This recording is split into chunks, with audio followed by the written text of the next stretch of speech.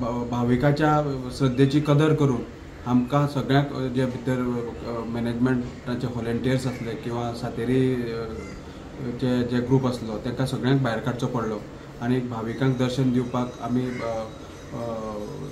Police सेक्युरिटीन तांकां सुरळीत दर्शन दिवपाक आमी यत्न केलो आनी आतां सद्याक सिच्युएशन पिसफूल आसा. ओके, त्या हिशोबान सर एकूच गजाल सांगता विचारता की एक मुद्दो जो आशिल्लो तो नेमको कितें आशिल्लो, म्हणजे खंयच्या वादाचेर आशिल्लो तो?